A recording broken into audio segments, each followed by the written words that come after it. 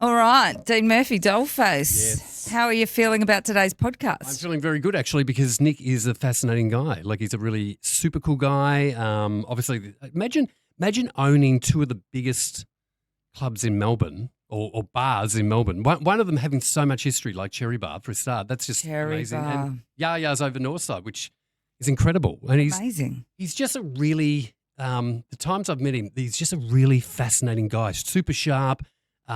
But he also has a lot of empathy and compassion. Like, I found him to be one of those people that really looks after his crowd. It's not necessarily about, look at me, I'm Nick Jones and making money or whatever. It's really, really interested in looking after the crowd, which is Well, you great. were always like that with your party That's why life. we bond. Yes, I That's think why we so. bond. I'm very excited about it. I can't remember the last time I went to Cherry Bar. You and I should check it out. There's a big night happening in a couple of weeks at Cherry. I think it'd be perfect for us to go. 100% Let sign me our up. hair down. Let's we can go. do a podcast and then bang into Cherry Bar. Why not? Done. Nick Jones, welcome. Thank you for having me. Mate, I'm looking forward to this, and I've been looking forward to it for a while because every time we've spoken, I do get captivated with you because you have a lot of stories to tell. I do. And it's a long history of not only just being involved with this industry but other industries as well. But you're an interesting character. First off the mark, I just want to ask you, what's the pinball? What is Nick Jones pinball? Okay, so when I was 18 or 19 go. and my friends were first moving out into houses, and when none of us had any money, and all the houses were shanty houses basically, with all the walls on angles and tree stumps coming up in the living room. And one friend in particular They're the best houses. They were, yeah. Good memories. Yeah. Although those I still have left. And one of my friends had a really, really long hallway that was supposed to be straight, but it wasn't. Yeah. And, we'd probably been kicking on for a long time. Anyway, I was trying to walk down that hallway and I was bouncing up back and forth across the walls, and someone just yelled out, "Pinball Jones," and it just stuck. And it's been like that for 20 years That's now. fantastic. I love it. It's on your Instagram handle. Yeah, it isn't is, yeah. I'm like, what's that pinball? Everyone asked me that question. Yeah. Mate, you obviously grew up in Melbourne. Did. You started your whole journey in this world. Your first job was actually an audio-visual guy. Was that right? Yeah. So when I was in high school, I was always interested in like art. Yep. Video art. I can't remember why, but for some reason was the medium that I was really interested in. And so I was experimenting with that at high school, although interestingly, I actually didn't do art at school. It was just a hobby I did on the side. Yeah. I'm not sure why I didn't study it.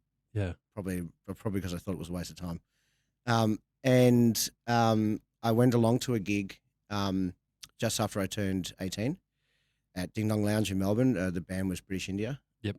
And there was all these stacked up TVs with all these visuals going on it, which was pretty much, I didn't even realize that was a thing that people did. Yep. And so that captivated me, and I got taken under the wing from the people involved in that.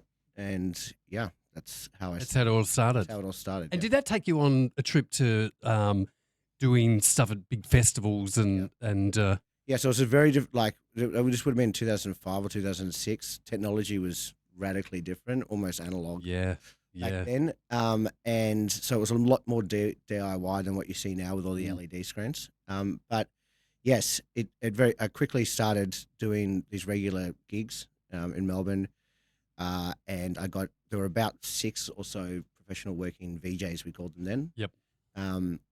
Who I then got involved with, and we ended up performing together at all the big festivals. So I spent probably about 2 or 3 years touring around, doing every major festival and all the big like Doof tours and stuff like that as well. Yeah. Was it the rock? Because you've always been fascinated with rock, haven't you? Yeah. As a kid, I like the rebellious element. Yeah, I was going to say, growing up, you had that rebellious sort of nature in you, yeah. Yes. And so your journey of coming out and whatever, did you feel like that was part of like, I can rebel against the mainstream? Yes, the more I could annoy other people, the more happy I was about it. That's certainly true of my coming out story. Because how old were you when you came out? Like 12. Yeah. And you just knew. Oh yeah. Yep. Oh yeah. It's funny when you look back on it. I think you knew a lot younger, just didn't realize what that was. Yeah, it's a confusing time. I remember I used to ride around my bike around the block, and there was a kid around the corner who rode a skateboard. I just thought he was the coolest thing ever. when I look back on it now, I probably had a crush on him. Yeah, I know. I was so in denial when I was a springboard diver as a kid. Mm. And I used to think, I just have an appreciation for their bodies because they're fit. That's exactly what I thought too.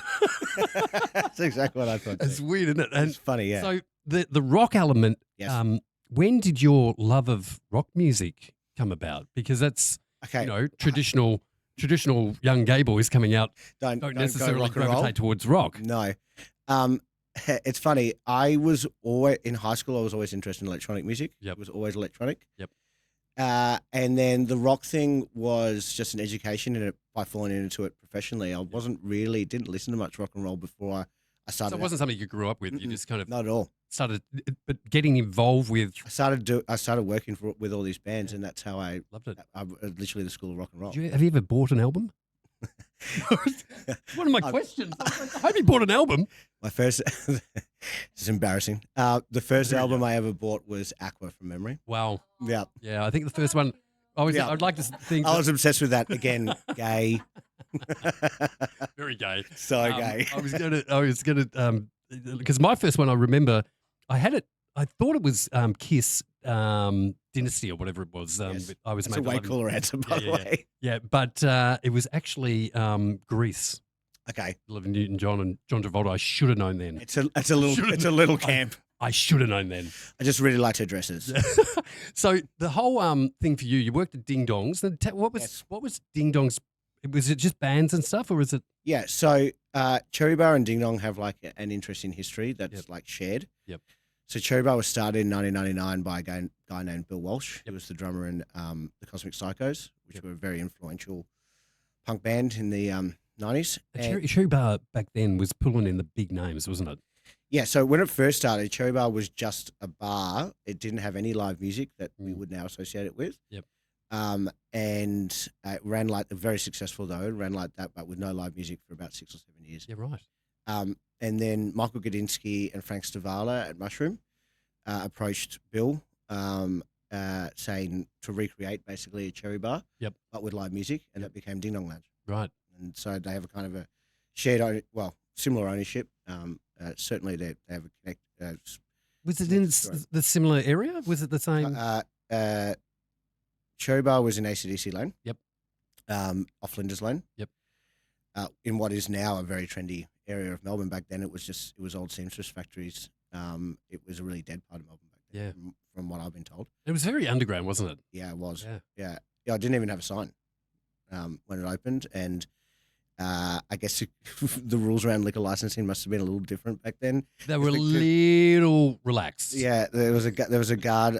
From recollection, there was a guard named Duncan who used to sit on a stool at the front with a hammer, and that was the security. I love it. Yeah, I love it. Yeah. So the Cherry Bar back then, and it was pulling huge.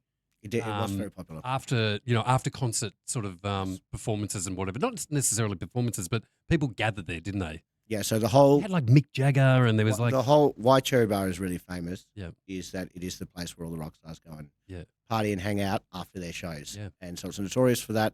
And it's continued that. Oh, it still was like that very much. Yeah. And we don't always get a heads up either. By the way. Yeah. Sometimes they just show up. Lady Gaga is a great example of that.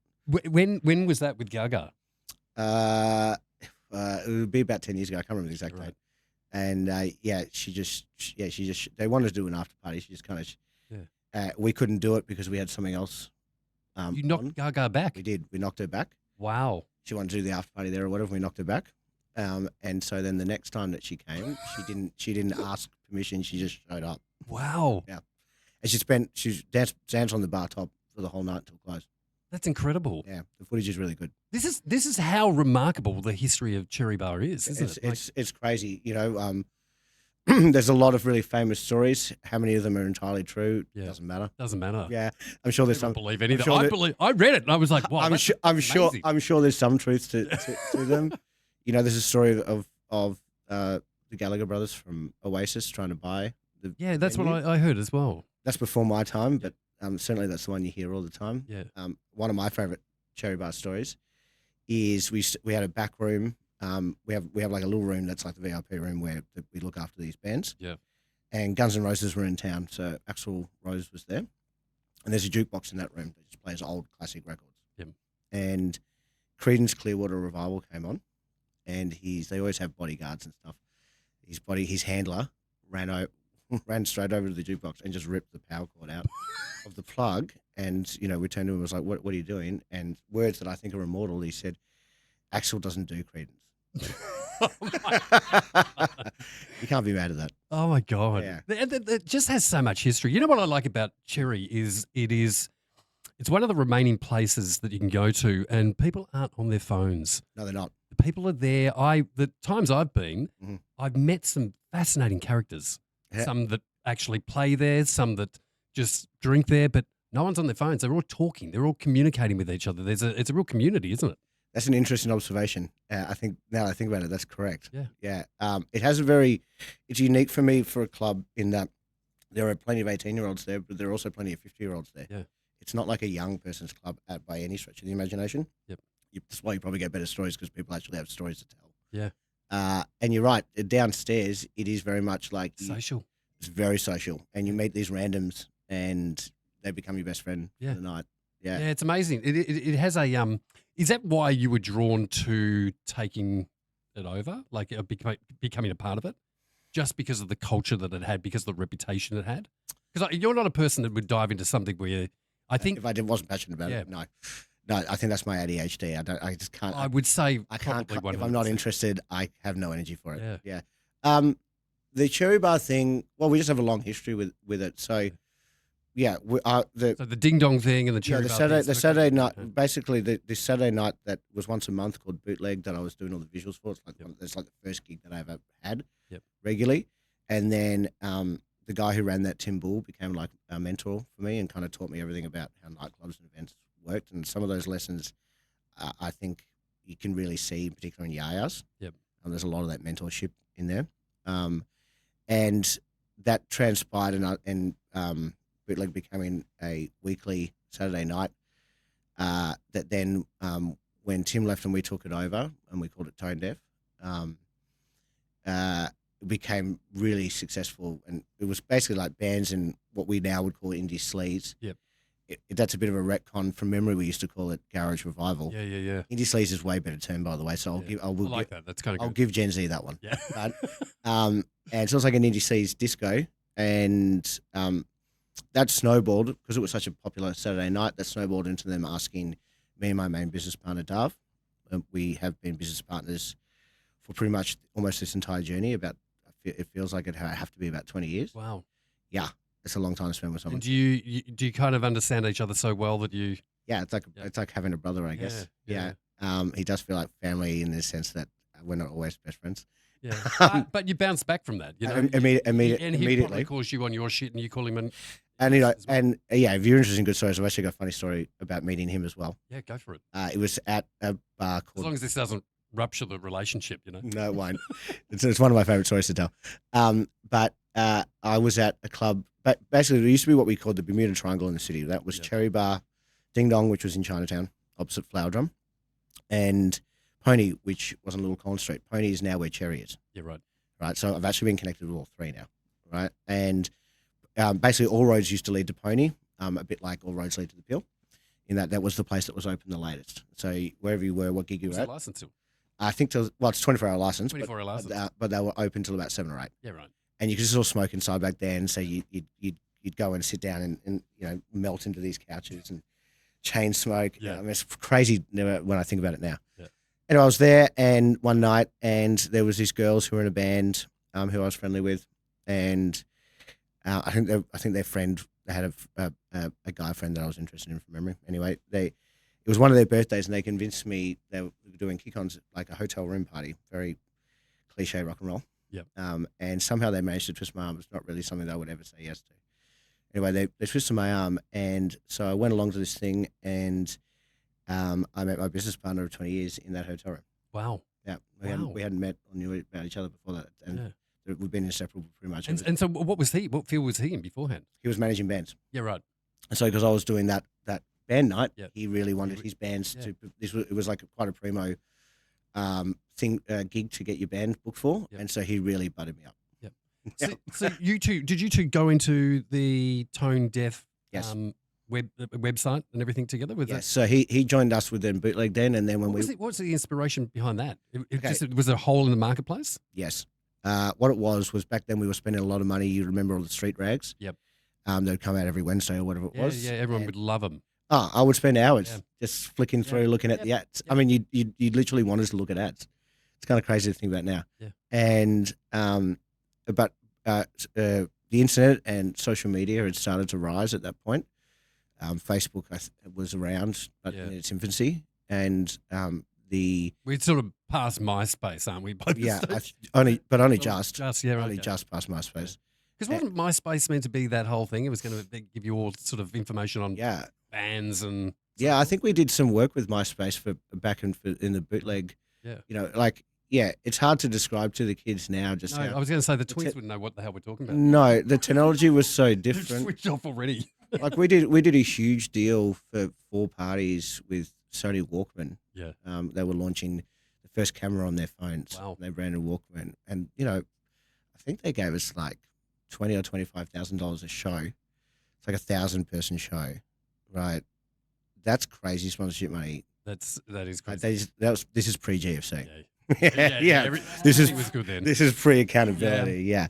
Like we saw anyway. We saw a gap in the market. Beat Magazine and Impress, I think it was back then. Yep. All those street rags, none of them were online. No. So you could only access it every Wednesday.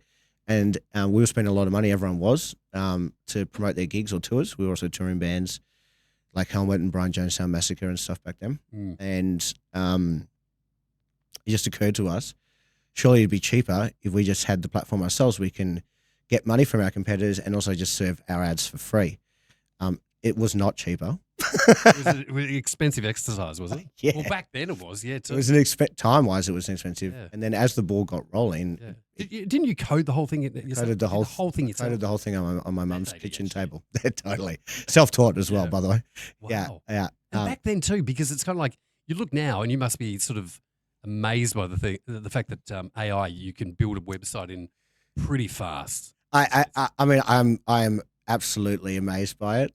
Yeah. Although it makes my previous achievements seem less impressive. Right? It's like I did that in 5 seconds. Right? But that was a tough time for you too, because you invested a lot of money into it. Yeah. And there was, I remember you talking about it ages ago that was almost on the verge of bankruptcy. Yeah. Yeah. Trying to get that going. Yeah.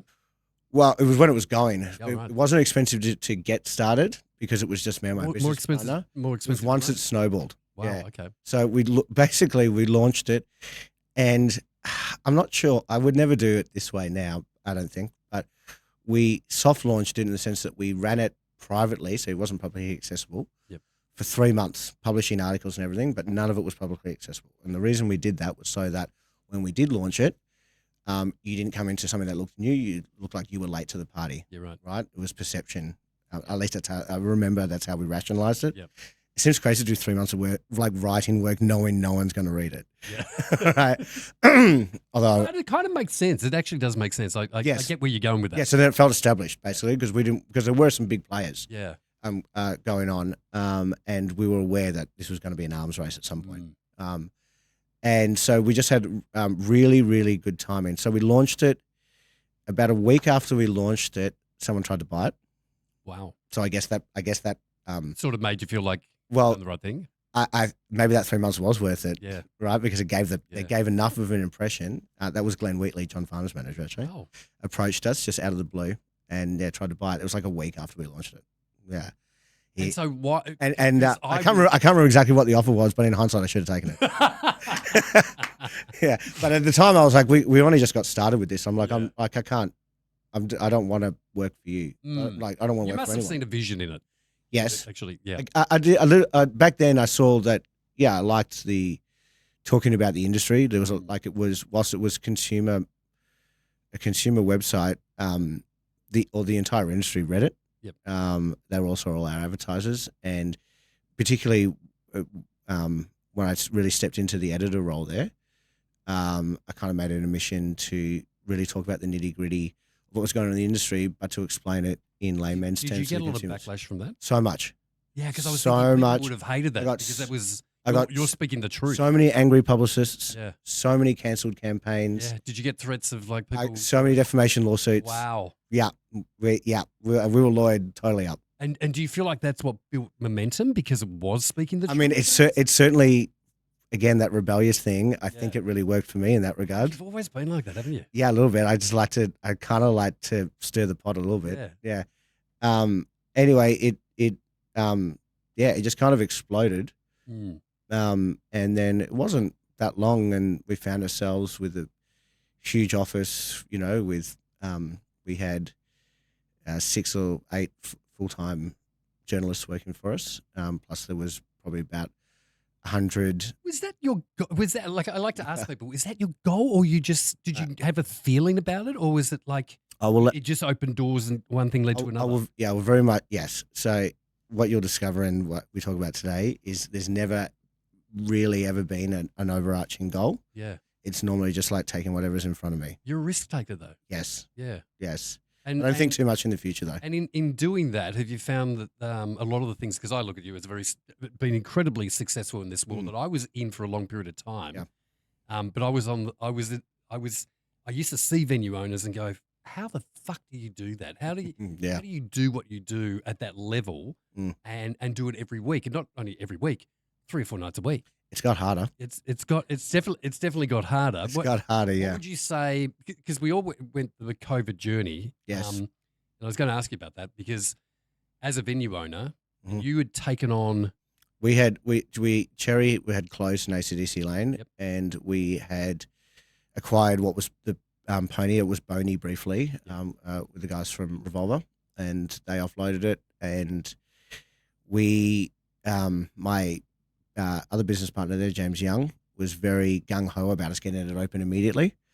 And so we did it was a very expensive cosmetic renovation to it, because I had about 10 days to completely rebuild a club. Wow. Right. Which we did, but I required 3 teams of builders. So it was around the clock to do it. Yeah. Which is why it cost so much money. Yeah. And then I think it was about 8 or 9 weeks later, the COVID happened and the restrictions. And so when that happened, and at the same time, and again, I would never do this again, I was actually building another venue at the same time as well. Oh my God. Which was the one I spent the most money on, which was Westwood, which is a pub in Footscray. Yep. Have you still got that one? Mm-mm. No, got rid of it? Mm-mm. Absolutely not. There's a story there. Yeah, that one is my biggest failure, I guess, if you want to call it that. Yeah. Right. Although it is arguably one of the most beautiful venues I've ever built. When you say failure, is it just because was it wrong area? Was it wrong time? I think we're a little ahead of the time for Footscray, but also we just ran out of money because of COVID. Yeah. Right. And so we basically we put our money in the wrong places. We should have built the kitchen first, and then whatever was left over, done the rest. Yeah. Of course, because I'm a visual person, I did the cosmetics first, and then COVID happened, and we had no income anymore. And what were you thinking at this point in time? Were you thinking what poor timing? But also, if you recall, were you gutted? Were you just thinking? No, because none of us knew it was going to be a 2-year thing. No, well, that's the thing. Yeah. So, like at the time, it was like, okay, yeah, surely this will blow over. I feel like the most annoying thing for me that period of time was, and as a sole trader, I survived. I got the sole trader, whatever. As venue owners, in that particular time, the state government didn't help anyone. They did. Did they? They did. If you had live music. If you had live music, yes. So we did survive that. We did pretty well. I'm not going to lie. Yeah, right. Out of grants, both on a federal and a state level, because of the live music. Yeah, they chucked in quite a bit of money. It was hundreds and hundreds of thousands. Yeah, right. Plus, we have back then not a huge amount of turnover with staff, so a lot of staff had been with us for a very long time. I mean, that's still the case now. You know, our manager at Cherry has worked with me for 10 years. Our production managers worked for us for 11 years.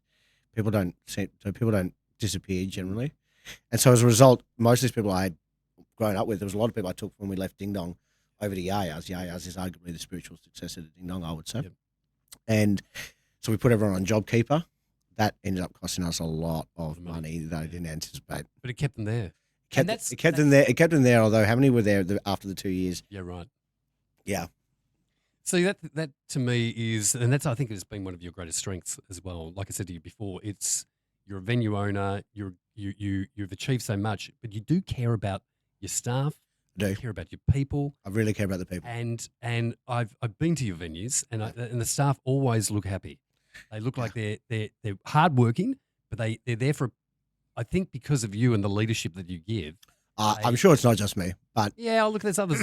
but I think it stems from. I think a lot of people, like, let's look at Yah Yahs, for example, or Cherry. This would apply to both. Yep. People start off as punters, and the reason they want to work there generally is because they fall in love with the place and they want to be involved in it and its journey.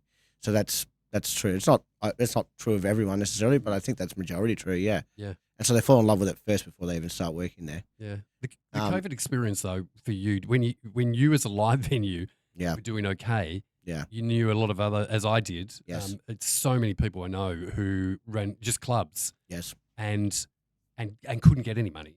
No. Couldn't get any assistance. How did you feel about that?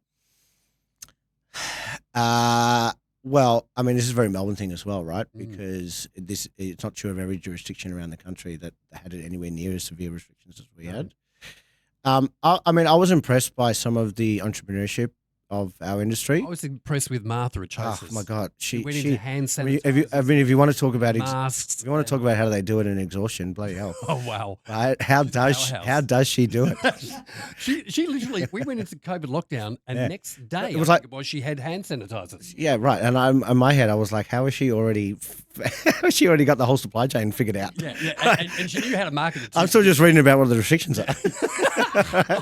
I looked at it and I bought it. I said, I need those N95 masks. Yeah. And she goes, she had them all. Yeah, she had them all. She had them all. She was charging $100 for like 10 of them. She cleaned up. Yeah. Anyway, but that was the thing. Well, we pivoted as well. So like we weren't able to obviously have people inside the venue for a long time. Or the most annoying thing for us in that period was that they kept opening and reclosing again. And so you'd spend all this money opening, and you'd get one night and they'd shut you down again. And you're like, well, I've just spent $40,000. And then the whole thing about, you can't have any more than this, and they have to stand apart, and they can't.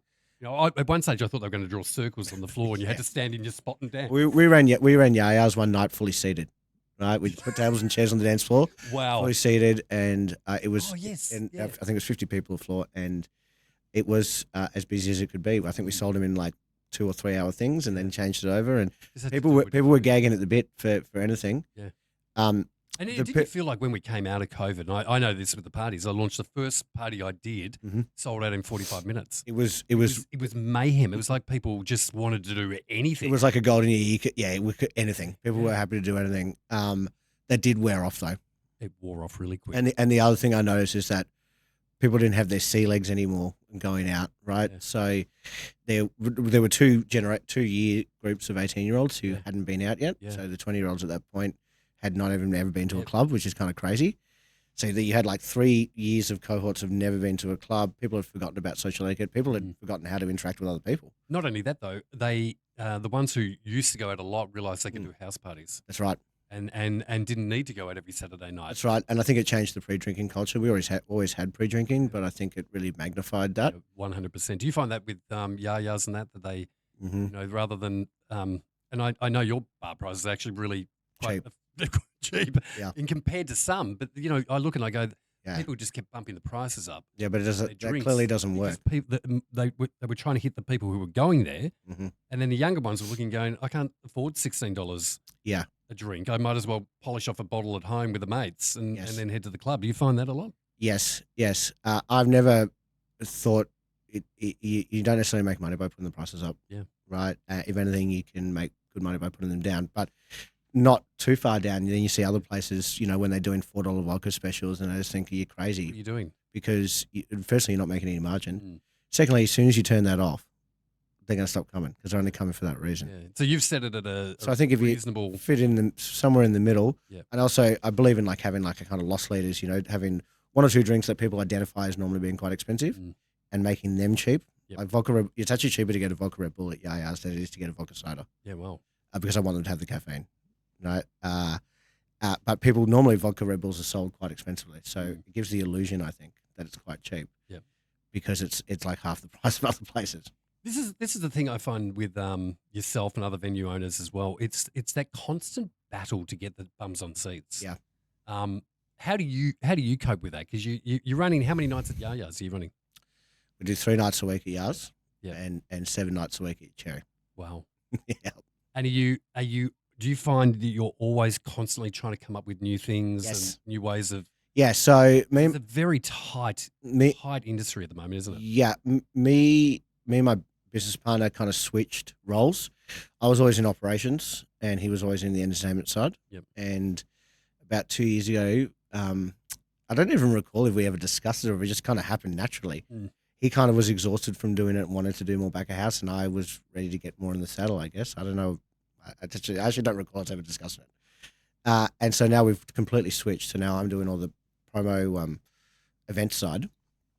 And yeah, it is exhausting constantly coming up with new event ideas. You can't stop. I spend pretty much most of my week coming up with event ideas or interesting concepts. I think you have to work harder now to convince people to come in. Yah Yah's was a gift for years that maybe I took for granted, that we could just open the doors and it would be packed. And I really didn't need to do much promo. In fact, most of our promo on the socials was like photos of kebabs in gutters and stuff like that. We actually didn't really promote the club itself much, or the couches falling apart. And the kids loved it because they're like, "Oh, this place is so fucked up." Right? So what do you find the difference is now? What's happening with now I don't think the newer generation get the nuances much anymore. So we have to be much more explicit now. Yep. And it's got a little bit more serious. Yep. Right. Do you feel like do you feel like it's gone a little bit more serious because music has changed as well? I just don't know if the subtlety is coming across anymore. I don't know if that's a generational thing or whether that's just the I find it's very hard to please.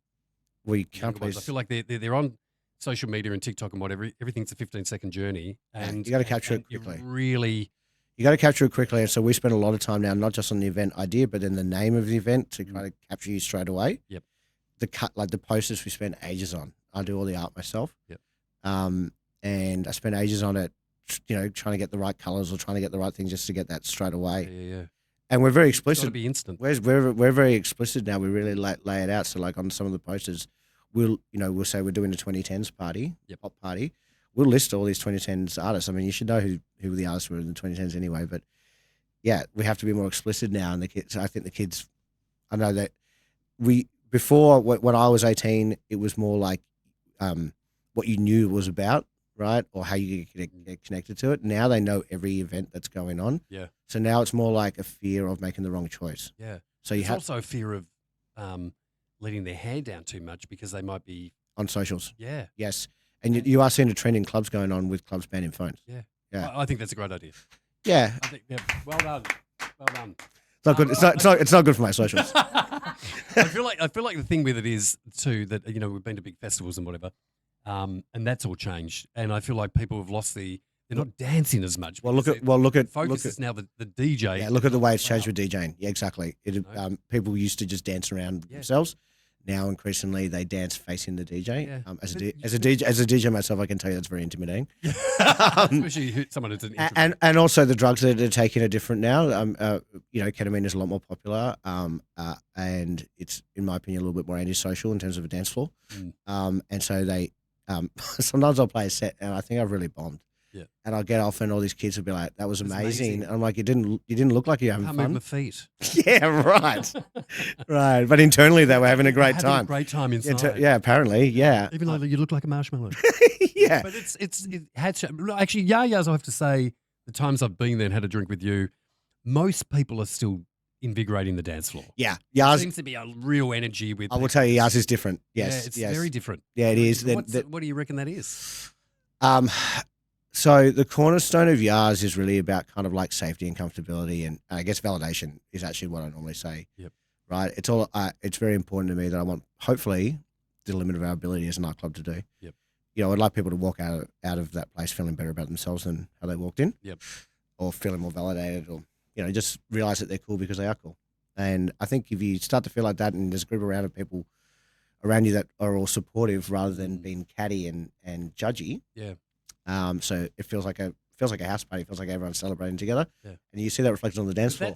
Because when you play some of those songs, you can't even hear the music. No. Because they're singing so loudly. So loud. That's madness. So loud. For tunes that they shouldn't even know because they weren't even born. Yeah, they weren't. They were not born. Parents must have taken a speaker box near the pregnant belly and gone. They got into their parents' Spotify collection. It's incredible though, and I think that's because you've always had, from what I can tell, a need and a want for people to be invigorated and have a safe space. Yes. Why is that so important to you? Where did that come from? Good question. Yeah, people often ask me that question. They often presume that I have some traumatic story to tell them. I was hoping so. Yeah, I don't. That's That's one thing. We can move. That's on. one thing I don't have a particularly compelling story to tell about. In that regard, I remember being 18 and really wanting to go out to the gay clubs in particular. Yep. And it was the market I really wanted to go to, which you may recall was pretty off tap. Yep. And so I was 18, still in high school. My parents went around a lot because they were traveling for business a lot. And I just took it upon myself. I'm not even sure I was aware of this place because the internet was not what it is now. And I took it upon myself to take myself to the market by myself as an 18-year-old. You went for the first time by yourself? By myself in year 12. Yeah, this little twink. Wow. Right? And I just can't imagine that now because I have so much anxiety now that that's just unimaginable to me. Yeah. I must have developed that anxiety later in life, maybe. Yeah. I think you change and evolve and the pressure that you're under with what you do would create a lot of anxiety. I didn't have any bad experiences, really, which is kind of a miracle. I mean, because I did that multiple times. Yep. And I never had a bad experience, quite the opposite, actually. So was it that I've had good experiences, I'm going to give it to other people? No, what it was is that I there's a couple of things. So like I reflect on it and remember that I don't remember there being any other young people there. I was definitely the youngest. I mean, it's impossible for anyone to be any younger. Yep. But I don't recall there being other kids even approximating my age. Everyone was a lot older. Yeah. Which is completely different to say Yah's now. When I go and visit you, I'm the oldest one by about 300,000 years. That's how I feel too. Granddad. And so that suggests some real journey, progress, I guess, in the queer community, because it suggests that kids are probably coming out earlier, self-actualizing earlier, and that's why they're so desperate then to go to Yah Yah. It's often the first queer club that they go to, or explicitly, for some people it might be the first time they've walked into an explicitly queer space. Therefore, I would argue they're very vulnerable because I remember myself that first night I went to the market that I didn't think of myself as very vulnerable, but in hindsight, I absolutely was. And someone could have really fucked that up for me. Yeah. And that would have really changed my life trajectory probably, and it would have changed my ability to connect with community and with a whole range of things. And I think, if anything, it's probably the fact that something bad didn't happen. That you actually got this desire to actually make sure everyone has your journey. Correct. Yeah, that's great. Yep. You are one of the most successful people in the business in Melbourne. That's true. You've had a lot of history. What would you say? And I know we've talked about your Footscray thing, which was a train wreck. It was, yeah. But what was for you? What was it's actually the first thing I did that didn't work. Yeah. Oh, right? that would have. And it was also the time that I spent had put the most on the line. Yeah. Yeah. Was it the most that you learnt because it was the first failure you'd had? Yes. I just wish I'd failed earlier. Yeah. When there was less money on the line. Yeah. Yeah. What do you think is the hardest patch that you've been through in your journey of work and so forth? What was the toughest time that you've been through? I know COVID, you just did what you did and whatever, but was it's been anything that's actually for you've gone, I feel shattered, I feel sort of. Well, we Ding Dong burnt down and so did Cherry Bar. Yeah, right. Those were both pretty interesting years. Yep. Why did now there was a fire? There's a fire at both. Both. Yeah. What happened there? Well, for Ding Dong, there was a German restaurant, the Hofbräu House, underneath it, and it lit on fire, and supposedly by accident. And back then it was by accident. Now it's. Well, I will point out that they opened next door the week after, so they'd already been building it. Yeah, right. But anyway, you can read into that however you want. And so the fire came. It was a concrete. There was a concrete floor between the two levels, which you would never do these days. And so when you're on the dance floor and it was full, you could actually feel the concrete moving. flexing. Yeah, right. Yeah. It's still, the building's still there, so it hasn't fallen down. But it always felt sketchy. And when we had like a really rowdy show, the German guy would come running up the stairs yelling at us, telling you to because there'd be bits of plaster falling into people's God. Venus schnitzels. Oh my God. Yeah. So the fire came, but there was one bit that wasn't, which was where the bathrooms were, and the smoke came up there. Have you ever been involved in a fire?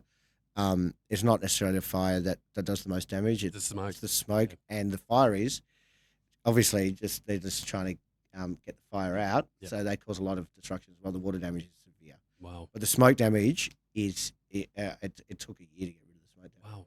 We had to completely rebuild the whole venue. Luckily, we were very well insured. And in Cherry Bar, similar thing. It wasn't us. It was I think it was Jamie Oliver's. He had this restaurant where it was like taking kids from the other side of the tracks and giving them career opportunities. Yeah. And one of them took advantage of that hospitality, I guess, and broke into the office to try to steal the money from the safe and to cover his tracks, lit the building on fire. And yeah, and same thing. Cherry actually itself didn't catch on fire, but the smoke and the water damage was so severe that it was shut for a good year. We pivoted and took over a nearby bar and ran Cherry Bar from that bar for a year instead. That's incredible. So both those were pretty intense, interesting years. Why did you get out of Ding Dong? Ding Dong? Because your heart was really connected to that place, wasn't it? That's the first gig I ever went to. Yeah. Yeah. There's I mean, I know the answer. I know it's the answer I'm going to give you. I'll take whatever's funny, entertaining, or whatever. Look, in some ways it had run its course for us. Yeah, right. Right? Like there was nothing more for us to say, I guess. And you know, we'd probably been running it full time for 6 or so years. And we also we were running Tone Deaf at the same time. So, and we also had a events agency at the same time as well, where we do activations for like Doc Martens and Converse and all those brands. Would do these huge events for them. So we were busy, and we were doing Cherry too. So we were busy. Wow. Yeah, I must have had a lot more energy back then. I must have, or I was just crazy. I don't know. And yeah, I think it was. I'm trying to recall the exact timing because we sold Tone Deaf. That was the end. Towards the end of Tone Deaf was also a really difficult time. Before we sold it, because we'd risen this wave of the rise of social media, and that allowed us to basically outmaneuver our competitors to where it became the biggest music publisher in Australia. Kind of crazy. Also kind of scary. And kind of great from where it started. Yeah, I mean, everyone was really nice to me. Yeah. I got invited to all the parties. But then with the rise of social media, eventually the money side of that came, right, with social advertising. Yep. And we started to do it ourselves. And we could kind of see the writing on the walls go, eventually people are going to stop buying banner ads or stop paying to put stuff in these magazines. They're just going to put ads. You've always had a very good, you can see what's going to happen in the future towards business and so forth, yeah? I pay attention to what's going on, yeah. I spend a lot, I spend most of my week now, when the clubs are operating, standing at the end of the bar, picking the brains of the people that are there. I'm sure they just want a free drink. But it's going to cost, it's going to cost them me picking their brain a little bit so that I can figure out what's going on. Yeah. But so as we saw the rise of that, we started to talk about the fact that this was about to really hit us hard. You could already see that advertising spend was plateauing or going down. And so we're like, we got to get out of this at some point. And but how do you get out of this or whatever? So and we were running really hot on a bunch of other stuff. I can't remember the exact circumstances, but we were basically running out of money, right? And even though we had decided to sell it, I think we actually spoke to Glenn Wheatley again. It was like, hey, do you want it now? Would you like it now? I'll give it to you for the same price. At that point, he'd moved on. He was doing radio stations in Queensland or something. It wouldn't be an exaggeration to say we're probably only weeks away from complete collapse. Wow. Financially. Where was your headspace at that stage? Oh, it was not good. Yeah. Oh, I was not. Well, you didn't have time to think. Okay. It felt like being stuck on train tracks, watching the train and waiting for it to hit you. Wow. Because you know it's coming, but there's not much you can do about it. At that point, it's too far gone. You know what I mean? But it's interesting the energy you put out or manifest in the world, because we had talked about selling it, and then I get this phone call patched through to me. We used to have PAs. Hard to imagine that now as well. My PA patched through this phone call to me and said, "Hey, there's someone on the line, and they want to buy the company." Wow. It's cold. How call. How close to the line was it? Like 2 weeks. Wow. 2 or 3 weeks. Well, we lasted longer than that because it took longer, but yeah, it was not far off. Yep. Right. We were at that point. We were like contemplating about how we're going to find our feet. You know, I was like, I guess I'm going to go back to running gigs again. That guy, that phone call is the guy that ended up buying the company. And that sale kind of bailed. It saved you. It bailed us out. Yeah. Where did you go from there? What was the next move? I think we had just started at Yah Yah's. Yeah, I right. think so. We'd left basically. The name Yah Yah's. We inherited the name Yah Yah's. Oh right, okay. But Yah Yah's was started again. These are all as you'll discover, all these things are really interconnected. So Yah Yah's was started by John Perrine and Andy Portocalis, who were the Tote and Bar Open, and they also owned Pony, which is where Cherry is now. Okay. So you can see how it's all interconnected. It's very incestuous. So it's those blokes, and Andy was Greek, and there's various stories about where the name he's no longer with us, unfortunately, so we can't ask him. But one version is that it's like a Greek nonna, and the other version is it's a reference to tits, right? Who like get you Rolling Stones somewhere in the middle is Rolling Stones get your Yah Yahs out, right? Yeah. I mean, the logo was 2 babies' heads that looked like breasts, so I think that one's probably more accurate. Yeah, it's a fantastic club. It's got such a it's amazing because I've been there and had a drink with you a couple of times and didn't even realize there was another spot upstairs. You'd have totally different crowd, different energy, different event on. Yeah. Does that happen a lot? Yes. Yeah. Yes, I'm building another room there. Yeah, right. For the exact reason. But the crowds, you can have a completely different crowd, and they all get along. It's the same at Cherry. We do the same thing at Cherry.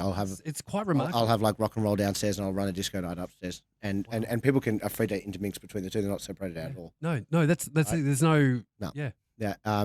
And I've always thought that like it's very rare for someone to go out to a club and spend the whole night at that one club. Right? It's like arguably boring, which is why I think most clubs have got a 4-hour window of opportunity. 4 or 5 hours, especially if it's just a black box. You know, it's not that entertaining. Yeah. That's why I think part of the reason people love Yah, the venue itself has so much character. Yeah, it doesn't look like a nightclub. No, at all. We have carpet for, but it's just got so many little integral bits that you so kind there's of, always something new there's always something new and interesting to look at. Yeah, on the walls. Yeah. You can go on a journey, and then you're like, oh my god, I'm in totally another club, like you just said. Yeah. Right. So it already the beautiful so thing, it feels like you've gone club hopping. There's it my also point feels without you even leaving the venue. Yeah, it feels like you. So it's a pick and mix. You could have a small crowd on that night, it still looks busy. Yeah. It's a great venue for that. Well, if you're ever at Yah Yah's during the daytime when the lights are on and there's no one in there, it actually feels quite small. Yeah. But when it's operating, it feels epic for some reason. Yeah. I've never figured out why. Those on ketamine feel amazing, like the MCG. But it feels like 5 times as large when it's full, and it is usually full. Where do you see Yah Yah's going? What's the Well, there's been some interesting things. It's definitely over the years. Like we opened Yah Yah's when we left Ding Dong. That had been most of my formative 20s, and because I was took over Yah Yah's when I was 28, I think, and so I was at Ding Dong from 22 to 28, which also thinking about it is kind of crazy. They gave me the keys to a club when I was 22, but anyway. Side note, they made knowing you, it doesn't surprise me. Well, they made a lot of money out of it, so there's the keys. Yeah, making money, churn it. Yeah. Hang on, I lost my train of thought. What was I saying? 28. Yeah, when we left Ding Dong, there'd been heaps of people, we were promoting to our peers, so there'd been lots of people coming out with us, the same age of us. So it was the same demographic, and in that year, there was a year between Ding Dong and Yah Yah's where we were just, I think we must have just had tone deaf for a year. Yep. Focused on that. It was that's probably why we were running out of money, because we weren't running any events. Now that I'm thinking back on it. And during that period, a lot of the girls that we were going out with started to talk really real with us and reveal things that they had not revealed to us when we were running a club. And it was about their experiences, about being harassed by guys or putting their hands up saying that, hey, this guy, and no one taking them seriously, or all kinds of stuff like that. Wow. Right? Yeah. And I felt really embarrassed because I genuinely had not even noticed, and also genuinely hadn't really thought about it because it's not something I directly experienced myself. So I thought I was paying attention, but it was a real wake up call that I just clearly had a massive blind spot. Mm. I felt a fair bit of shame about that, and I can tell you that as sort of my business partner, I can tell you that absolutely informed when we got the opportunity to do Yah Yahs. One of our demands was to build it with this concept, and people talk about it now as a gay club. You'll never see that on any of our branding. No, we never refer I've to never it. seen it on. We never refer to it in any way. No. We leave it up to your interpretation. Although to be fair, it has got a lot more queer. But from our point of view, it's always been a female club.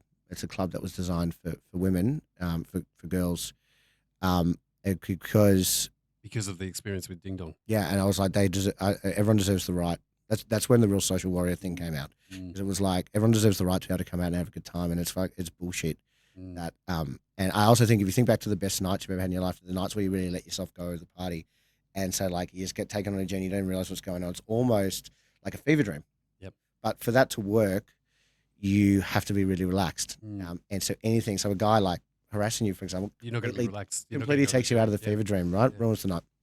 So that Ding Dong experience must have gone against everything you believe in. Yes. Yeah. Yes. So drove you into Yah Yahs. Yes. And that success or your determination to make it an environment where people just feel so safe. And with the focus on primarily on women, and I do really mean that. I don't mean that like how a normal nightclub would talk about it, where you got to get the chicks in. Yeah. Right. It's I'll describe it more like I really wanted girls to have a seat at the table rather than being on the menu, if that makes any sense. Way to put it. Yeah, and I think and that's about empowerment. And that's, to be fair, that's also why we had ended up with Thursday on a Thursday night, because we thought that having that queer overlay on a Thursday night would be productive, because what we're really talking about is trying to build a club without those kind of chauvinistic arsehole men. Yeah. And we thought by having a gay thing on a Thursday, surely that would make them less inclined to come on the Friday, Saturday. Yeah. Did not think that would filter as much. The success of Thursday and the success of Yah Yahs is very intertwined with the success of Thursday. Yeah, right.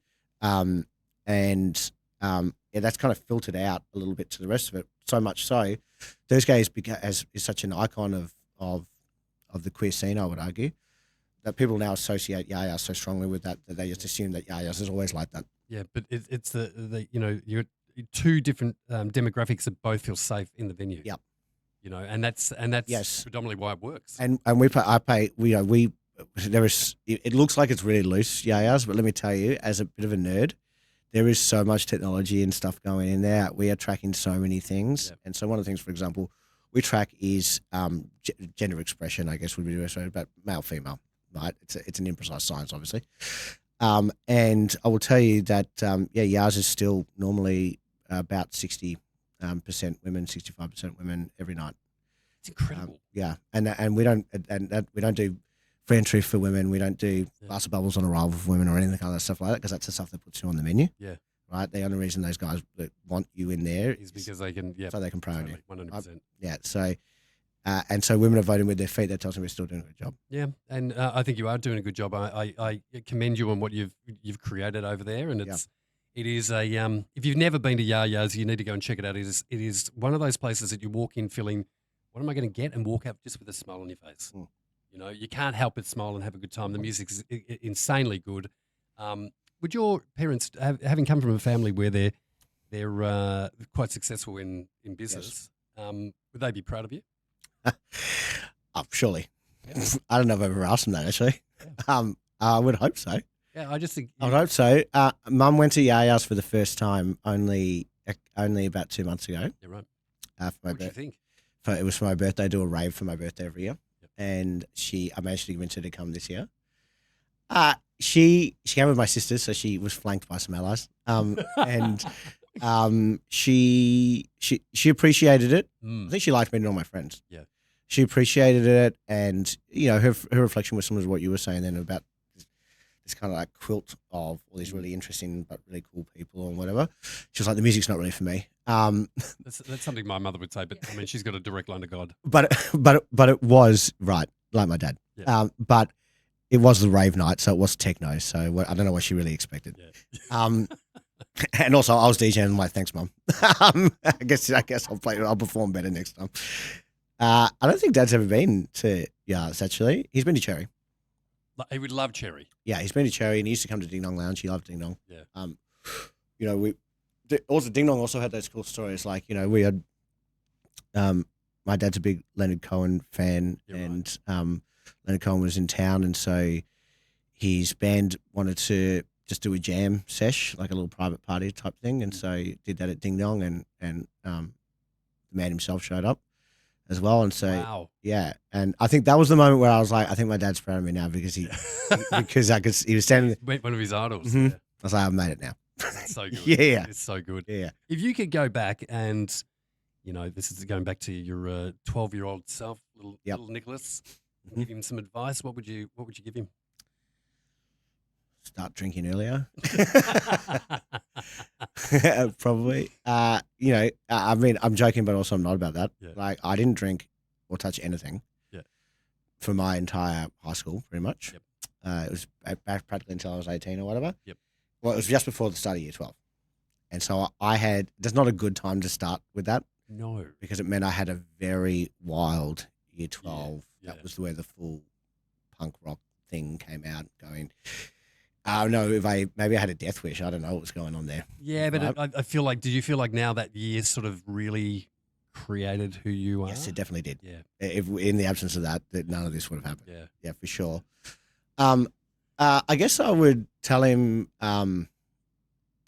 just not to think too much about things. You know, like I've always preferred to just go with the flow and take opportunities that as they present themselves to you, and you don't need to push too hard, I don't think. Yeah. You know, like if you try to force something, then it's obvious that it's forced. So I would just say, just enjoy the journey. Enjoy the journey. I reckon that's great words. Also, I need to bring something up with you because you say you're an introvert and you hate crowds. I do. Why did I end up at Dom Dollar with you? Like, I thought it was the best thing ever. The more people, the merrier. I didn't know you're social anxiety. I love the music. I was fucking dying though. You don't show it. No, I know. I've had a lot of experience. Yeah. But trust me. The sunnies on and you were very controlled. That's why I wear the sunnies. Yeah. Yeah, it's like an anxiety thing. Really? Yep. Wow. It makes me feel like there's like a wall between me and other people. That's why Wow. people just think it's so I look like a rock It's star. such an interesting world for you to be in when you've got that social anxiety thing. Yeah, that's why I always disappear. You run one of the busiest clubs in town. I know, that's why I always every night. That's why I always disappear at the club. That's why no one can ever find me because I'm literally. I do find it hard to find you. I get overstimulated and I go and like hide in the cupboard. Yeah. Like I'm not joking. Yeah. I really do. And then I come back out for a little bit and the social anxiety thing, that's definitely come later in life. But no, I've never liked big crowds or big, whatever. I do find it uncomfortable. It's obviously pathological. It's even in a restaurant, I can't sit with my back to the door. Like I have to have my back to the wall. Wow. All kinds of weird things like that. I think it's an amazing. I think I'm a little spicy somewhere. But yeah, for sure. There's a little bit of neurospicy stuff going on. But yeah. The other thing I was going to say to you too is someone in my world who went to Cherry a couple of weeks ago and may or may not have had sex in the toilets or getting on and got kicked out. Now, hang on a sec. What happened to sex, drugs, and rock and roll? What now? What happened? Well, anyway, I don't know if I'm familiar with that story. No, I'll tell you when we get off the they podcast. haven't told me that, but they wouldn't. I'm surprised they got kicked out for that because they wouldn't be the first, and I can guarantee you they won't be the last. No. I don't think there's anyone that's involved there that probably hasn't done the same thing. Exactly. Yeah. Exactly. Nick Jones, thank you so much. I've wanted to interview you for a while. I think you've shown a lot of what you do and who you are, and it's great to just know the people running these things. And I think a lot of our audience is going to watch this and go, "Oh my God, he's you've created something really, really special." And I hope it continues to grow and develop and wherever. I don't know where you're going to go because your brain is so unique. I don't know what the next journey is, but I don't either. Whatever it is, we'd love to get you back on at some point in time and talk about it. It'd be my pleasure. Thank you. Thank you. Before we go to Nick, a copy of Find the Blessing in the Bullshit for you. I think, actually, you'll probably find it boring because your life's so interesting. But thank you once again. Thank you for coming on. It's my pleasure. Thank you. Appreciate it. Blessings and Bullshit is brought to you by our sponsors, Keymatch. Building, renovating, or fitting out a commercial space? Keymatch makes it easy. Head to keymatch.com.